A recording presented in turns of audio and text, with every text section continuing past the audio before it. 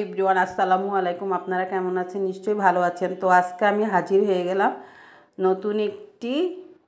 নতুন দুটি টিপস নিয়ে। টিপস দুটি হলো দারচিনি আর তেজপাতা কেটে কিভাবে ফ্রোজেন করে রাখবেন অনেক দিনের জন্য। তো ব্লগটির সাথেই থাকুন। এই তো আমি কিছু তেজপাতা এখানে আগে থেকেই নিয়ে রেখেছি। 100 টাকার তেজপাতা কিনেছি আর 200 টাকার দারচিনি কিনেছি।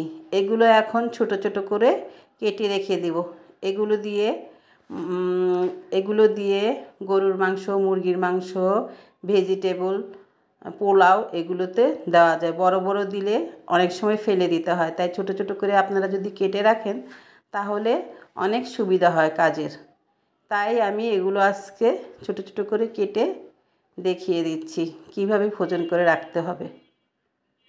এই তো আমি ছোট ছোট করে সবগুলো তেজপাতা কেটে নিচ্ছি, দেখতেই তো পাচ্ছেন।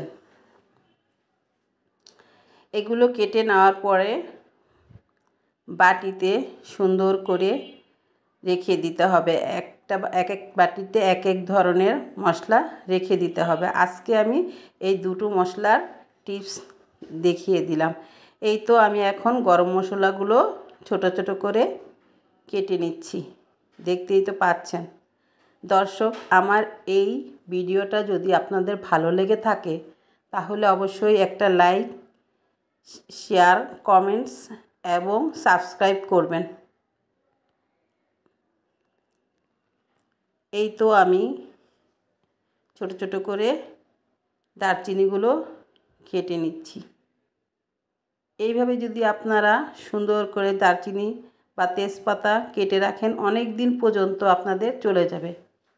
200 টাকার গরম মশলা আর 100 টাকার তেজপাতা দেখেন অনেকগুলো কেটে নিয়েছি ছোট ছোট করে। এই তো আমার তেজপাতাগুলো কেটে নেওয়া হয়ে গেছে আর গরম মশলাগুলো কেটে নেওয়া হয়ে গেছে। এখন আমি বাটিতে রেখে দেব।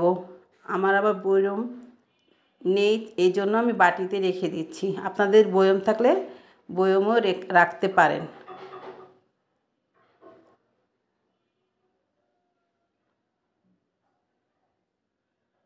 আল্লাহ হাফেজ।